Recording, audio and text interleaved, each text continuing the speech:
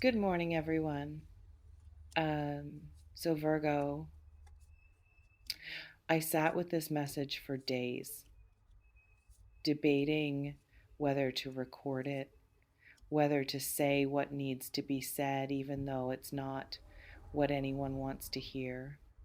Because this isn't a feel good reading. This isn't about miracles arriving or love returning or everything working out. This is about something that needs to end. Something you've been prolonging that's stealing your life, something you keep resurrecting that needs to stay buried, something you're clinging to that's slowly suffocating you. And someone needs to hear this. Maybe it's you, maybe it's not. But if your stomach just dropped reading that opening, if your body tensed, if you immediately knew what I'm talking about, then this message is for you. And I wasn't going to post it because it's hard and confrontational and asks you to face something you've been avoiding, but the energy was too strong, the urgency was too clear. Someone's wasting precious time on something that needs to end, and that someone might be reading these words right now. So let's explore this. What needs to end, why you haven't ended it yet, what ending it actually looks like, and what becomes possible on the other side of letting go of something that's been draining your vitality for far too long. Take what resonates here. This is about necessary endings. You remain in control of your choices, always. This is simply an invitation to stop postponing what you already know needs to happen. Let me start by naming what needs to end. And this applies to different situations for different people, so stay with me through all the possibilities. For some of you, what needs to end is a relationship, not just any relationship, the one you keep going back to even though it hurts you every single time. The one where you absolutely know in your bones that this person isn't right for you, where the pattern repeats endlessly, where they hurt you, you leave, you come back, they hurt you again, where you've given 17 chances when 3 was already too many, where you keep hoping they'll change while all the evidence screams they won't. This needs to end. Not take another break, not give it one more try. End permanently with finality, with the kind of closure that comes from accepting that some things aren't meant to work no matter how much you want them to. For others, what needs to end is a hope, the hope that someone who left will come back and everything will magically be different. The hope that someone who's shown you repeatedly they don't choose you will suddenly wake up and choose you. The hope that keeps you frozen, that prevents you from moving forward, that makes you decline actual opportunities because you're still holding space for someone who isn't coming back or who is coming back but shouldn't be let back in. This hope needs to end. Not because hope in general is bad, but because this specific hope is a prison.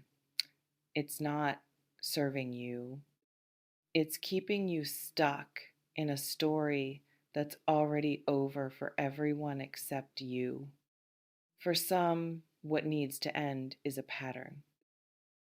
The pattern of choosing people who are unavailable, the pattern of self sabotage when things start going well, the pattern of staying in situations that diminish you because they feel familiar, the pattern of giving more than you receive, the pattern of accepting crumbs and calling them meals, the pattern of making yourself small to make others comfortable.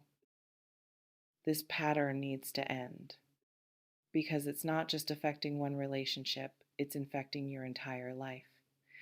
And until you end it consciously, it will end you unconsciously. It will destroy every good thing trying to reach you because you'll keep choosing dysfunction over health out of sheer familiarity. Um, Let me slow down here because I need to address why you haven't ended it yet. Even though you know you should, even though everyone around you has been telling you to let go, even though you've told yourself 100 times, this is the last time, why are you still here? Why are you still holding on? Why does this thing that clearly needs to end keep not ending? Fear, fear of the void that will exist where this person or hope or pattern used to be. Fear that nothing better is coming. Fear that this painful, familiar thing is better than unknown emptiness. Fear that if you let go completely, you're admitting you wasted time. Fear that ending this means accepting you were wrong about someone you built your life around. And attachment, not love, attachment. The addiction to the emotional roller coaster, the way pain and hope cycle in ways that keep you hooked, the trauma bond masquerading as connection, the sunk cost fallacy telling you that because you've invested so much, you can't walk away now, even though every additional day is throwing good time after bad. And avoidance, because as long as you're focused on this dead thing, you don't have to face your actual life. You don't have to do the scary work of building something new. You don't have to risk on unknown people or situations. You don't have to be vulnerable in ways that could lead to real connection because you're too busy being devastated by fake connection. Drop a comment if you know exactly what needs to end in your life. If there's no confusion about what this message is pointing to, if your first thought when you started reading was a specific person or situation or pattern, because I think most of you who need to hear this know you've known for months, maybe years, you just haven't been ready to act on the knowing, and maybe today is the day that changes. You know what else I'm sensing? The cost of not ending it. And I don't mean hypothetical future cost. I mean the cost you're paying right now. Every single day this continues. It's costing you peace. The mental energy of constantly thinking about this person or obsessing over this situation, the emotional bandwidth consumed by drama that could be used for actual growth, the sleep you're losing, the anxiety you're carrying, the way your nervous system is chronically activated because you're in a constant state of hoping and being disappointed and hoping again. It's costing you opportunity. The actual good people you're not available for because you're still emotionally entangled with wrong people. The experiences you're missing because you're too drained to say yes to them. The version of your life you could be living if you weren't pouring all your resources into something that's never going to flourish. It's costing you time, and time is the one resource you can't get back. Every day you spend on this is a day you don't get to spend on something that could actually nourish you. 6 months from now, a year from now, you'll look back at today and either feel proud that you finally ended it or devastated that you gave it even more time. It's costing you yourself, your self-respect, your sense of worth, your belief that you deserve better. Because every time you accept less than you deserve, you teach yourself that you're not worth more. Every time you go back to what hurts you, you reinforce that pain is acceptable. And that's changing who you are in ways that will affect every area of your life. Let's sit with this for a moment. What if Ending this is the kindest thing you could do for yourself. What if it's not giving up but waking up? What if 6 months from now you look back on the day you finally ended it and feel nothing but relief and wonder why you didn't do it sooner? What if this thing that feels so hard to let go of is actually the anchor keeping you from the life you're meant to live? Because I promise you this, the grief of ending something that needs to end is temporary. The grief of wasting your life on something that was never going to work is permanent. One hurts for months, the other haunts you for decades. Choose your pain wisely. Let me offer you guidance about how to actually end this. First, stop negotiating with yourself. Stop making deals. Just one more conversation. Just until after this event. Just to see if they change. No more justs. Decide it's over and let it be over. Final. Done. Not subject to renegotiation when you're feeling weak or lonely or nostalgic. Second, cut contact completely if it's a person. Not let's be friends. Not let's stay in touch. Not checking their social media daily while pretending you've moved on. Complete separation. Block if you need to. Delete numbers. Remove access. Because every point of contact is an opportunity to fall back into the pattern. Make falling back impossible. Third, grieve properly. Don't bypass the pain. Don't pretend you're fine when you're not. Cry, rage, process. Feel all of it, but feel it moving toward healing, not moving in circles.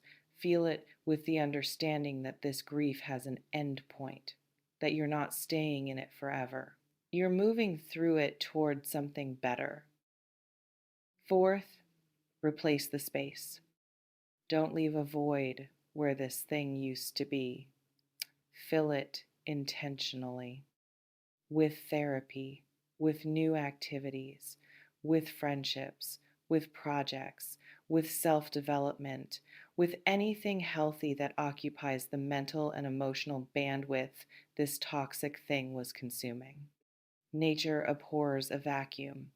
Fill yours with good things before bad things fill it for you. Fifth, get support. Tell people you trust that you're ending this.